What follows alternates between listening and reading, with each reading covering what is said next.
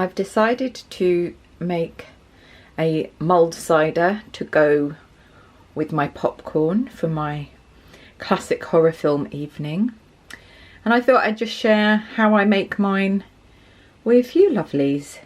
So I cut up an apple, I leave the skin on, I prefer a red apple just because it looks prettier, a cinnamon stick, some cloves, pink peppercorns. Pink has got a milder flavour than any other peppercorn, also looks pretty, it's quite aesthetically pleasing, and it's got a slight tangy sweetness to it. Some orange peel, and then I'm trying it with this cloudy apple and ginger apple juice, just any cider that you like, and then some spiced rum, but you could use sloe gin or you could use brandy, and then I'm going to use some golden syrup to sweeten it so that it's a really nice kind of toffee apple type flavour to be lovely and warming, because it's quite chilly here tonight and I want to snuggle up with Loki and drink mulled cider. So it's Tuesday evening, I've just finished vlog number 5 and I am starting vlog number 6 exactly where I left off. I'm getting ready to watch some films, do some editing, etc. But I'm making this mulled cider. So basically I bung everything into a pot like this and I let it just heat through. You don't want it to boil, but you definitely want it to take a lot of time to infuse. So I tend to bring it all up to the heat and rum, which I can't open. Yeah, bring it all up to heat. I'm very precise about this. A gluggle of rum, and just let it infuse. So I sort of make it ahead and then reheat it as and when necessary. So I'll make a big pan and just enjoy it over the next few days really. Hello my lovelies, it's Wednesday and today is basically going to be filming and editing and uploading. There's a vlog coming, Vlogtober episode 5 coming later today, and then tomorrow the Halloween costume episode. I am making 1950s Catwoman, and yeah, I'm cracking on with that today. I've got some orders to pop into the post and that's it really. So I'm just going to be filming and doing that. It's very lovely though. I'm thinking that I might want to go for a walk, or I might do a big round the block to the post office, we shall see. Anyway, hope you've woken up feeling wonderful this Wednesday, and I've got to crack on because I am just behind the story of my life at the moment. I just popped to the post office and posted parcels, one going off to Arizona in the US, which is really lovely, and I popped into my absolutely favourite local shop. It's called Shop House Hastings, and they have beautiful cards. So it was my daughter's birthday, 21st birthday the other day, and she's now sort of moved to Brighton. I'll be seeing her tomorrow. So I got a card and I bought her a little gift, which is the same as my bat tray, and it's been beautifully gift wrapped for me, which is a real relief because I'm not very good at gift wrapping, but how scrumptious are all these colours. And I also commissioned a brooch from the wonderful Tom Collett for the prize, which you will have seen in the previous episode. He made me that fabulous coffin. I commissioned a very special gift for my daughter for her 21st from him. So I like to keep it local, and I like to support people, or I like to make myself.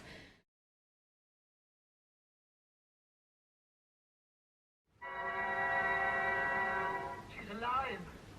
Alive!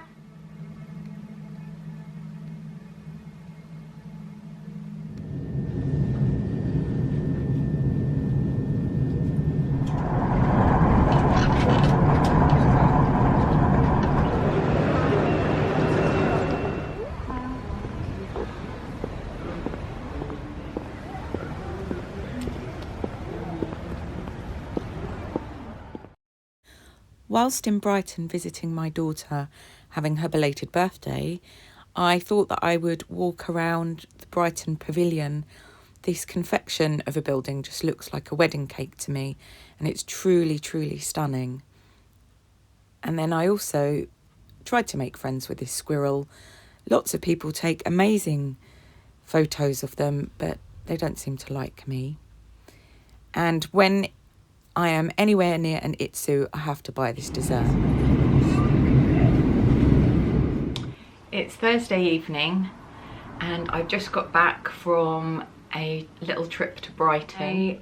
I had a little wander around Brighton. It was very busy, very bustly. It's a lovely sunny day. It's really lovely to see so many people there. The last time I was in Brighton was for a job and it was really, really empty. And that was quite a while ago now. I had a wander around Brighton Pavilion, which is one of my favourite buildings. It's absolutely glorious. It's one of the best buildings that I've seen. It's so ridiculous. It looks like a great big wedding cake. And I always feel a sense of joy when I see it, which is a really brilliant thing. And when I got home, I found that this had been delivered. Liberty of London have done some new paint colours with Faro and Ball. I'll take some nice little images in the morning when the lighting's a bit better so you can have a look and see. But this will be making its way into my sketchbook for sure. And I will definitely want some of the pots of paint to paint things, because with my daughter moving, and I'll be moving my sewing room, so I'll have a dedicated sewing room at the top of the house, which is the attic, second bedroom. So November will be all about getting the house in order, sorting out that room, and I will show you that process if you'd like to see, and just implementing all the changes that I've been sort of building up to. And I'm really excited about it. I'm looking forward with a sense of joy and excitement and a bit of trepidation, if I'm perfectly honest. But I'm more excited than I am scared, and I think that's quite healthy to have a level of fear. And I am going to make tassels and get berets all ready to be loaded up onto the website. I've just knitted a few, not very many, but I just get quite OCD about knitting those berets, but they're really satisfying knit, and I can do them in a couple of episodes of Escape to the Chateau. I'm wearing my Greta dress again. I literally, every time I film anything, I seem to be in either this or a Bella tea dress. Both in a sort of viscose. This is a viscose challis from Rainbow Fabrics Kilburn. It's such a good dress, and I wore it with my really lovely burgundy, purpley, berry coloured suede boots. So really perfect autumn outfit, actually. I'm a huge fan of Liberty London and a huge fan of Faro and Ball colours. And, you know, bits of paper that I can cut up and sticker into things. How pretty, look, the little pots have Liberty prints on them. And then, so there's a wallpaper and colours. This one's really gorgeous. That wallpaper's gorgeous. Botanical Flora Lacquer. A colour called Cola. Love the greens. And then we have these as well. How gorgeous. Look at that. Potted shrimp. Potted shrimp is actually one of my favourite foods to eat. And that may well become one of my favourite pinks, because it's sort of vintagey, isn't it? This is lovely as well. Fruitful, sort of raspberry-ish, along with this lovely paisley. Oh, just divine. Oh, I want all of them.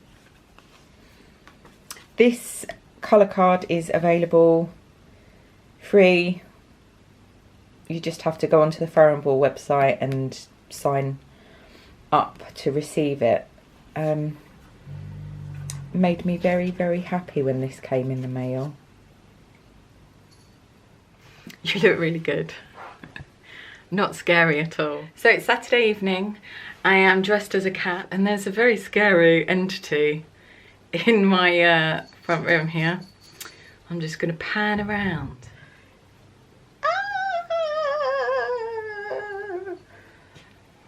It's Halloween.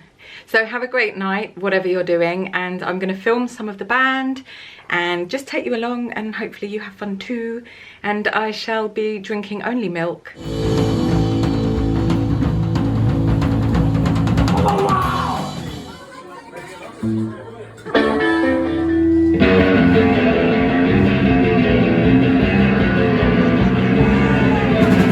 It's Sunday the 31st of October. And happy Halloween! It's finally one of the best days of the year. So it's the day after the night before. Much merriment was had at the party. Danced until the early hours and woke up feeling a little bit tired today. October on the whole has just been the best October that I've ever had. It's been the most challenging October that I've ever had. So I'm drinking many cups of tea today to keep me going. I've so enjoyed taking part in Vlogtober, and this is the last final episode 6 of Vlogtober 2021. It's just been the most fun that I've had in a very, very long time, and I've loved putting these vlogs together. I didn't set out to do vlogs when I started my channel, but it sort of flows organically, doesn't it? You have to sort of do the things that really interest you. And I feel like I've really tapped into the truth of myself and made a lot of decisions that I've been procrastinating or struggling with, and just having the opportunity to play with all these ideas and chat to you has been so wonderful. I feel so grateful. I have my big announcement, which is probably not a really big announcement, but for me it feels quite momentous because it took me quite a while to land on this. So it's got Loki here now as well. It took me a long time to land on how I was going to move forward. So classes, in real life classes, have launched and have been doing really well, and I'm planning more and putting that within a framework. YouTube I love, and this format, you know, filming and planning videos is the most fun that you can have, almost, that you can have. And so that will continue. And I've been trying to work out how to do online classes and how that works with my website and that, like, the host of that, and what sort of technology and, you know, all of these technical logistical things that are really, you know, you have to work out before you even start filming. And I have all these ideas. I have so many ideas, because the great thing about planning videos and YouTube and content is it's exactly the same as planning content for a lesson. And I am a trained secondary school teacher, so high school teacher would be the equivalent. And I taught in a secondary school for 6 years. And I've taught nearly every single qualification that exists in this country, and really do love teaching. But I don't want to teach in that, you know, for an establishment, a school, or, you know, college, although I do love my evening class. So I've been going round and round in circles trying to work out how I was going to approach this, how I was going to do this. And then I just had a eureka moment the other day, and just, well, you've got to play to your strengths, and I really love doing YouTube, and why don't I just do all of my online classes and content on Patreon? I love Patreon. I follow a few people on there and I really enjoy their videos, Christine McConnell particularly, and I really look forward to it, and I think it's really good value. So doing something on Patreon, making that my classroom, my online classroom, means that it's already technically and logistically there and set up, and also I feel that, you know, it offers very good value to you if you want to come and join me in my classroom. I think that it's the way forward and I'm really excited about it, and I really would like to know your thoughts. What do you think? Is this a good idea? Would you like to subscribe and take part? I don't know.